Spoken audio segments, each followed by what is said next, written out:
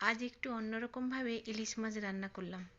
কালো জিরে দিয়ে ইলিশ মাছের পাতলা ঝোল। ইলিশ মাছটা নুন, হলুদ, গুঁড়ো লঙ্কা, সর্ষের তেল দিয়ে ভালো করে মেখে আধ ঘন্টা মতো রেখে দিয়েছিলাম। এবার কড়াইতে কালো জিরে ফোড়ন দিয়ে জল দিয়ে দিলাম, দিয়ে ওর মধ্যে সামান্য একটু হলুদ দিয়ে জলটাকে পুরো ফুটিয়ে নিলাম।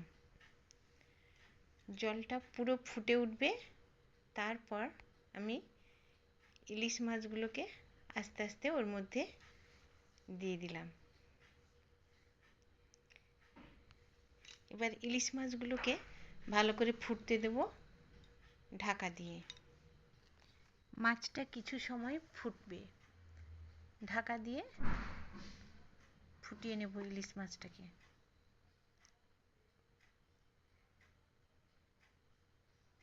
এটা ফুটবে, ফোটার পর এর মধ্যে আমি কয়েকটা কাঁচা লঙ্কা, চেরা কাঁচা লঙ্কাও দিয়ে দেব, দিয়ে আবারও ফোটাবো এটাকে। এটা কিন্তু পাতলা ঝোল হলে কী হবে, গরম গরম ভাতের সঙ্গে খেলে এর স্বাদ খুব ভালো হয়। এবার এই ঝোলের মধ্যে বেটে রাখা সর্ষে, কাঁচা লঙ্কা দিয়ে আবারও কিছুক্ষণ ফোটাতে হবে। ঢাকা দিয়ে ফোটাবো,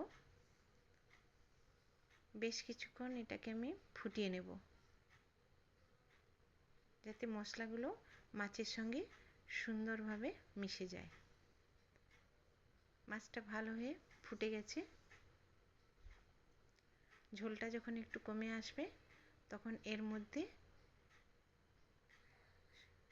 কাঁচা সর্ষের তেল দিয়ে ঢাকা দিয়ে নামিয়ে নেব। কিছুক্ষণ এটা ঢাকা দেওয়া অবস্থা রাখবো। রাখলেই এতে কিন্তু খুব সুন্দর একটা গন্ধও বের হয়, আর খেতেও দারুণ হয়।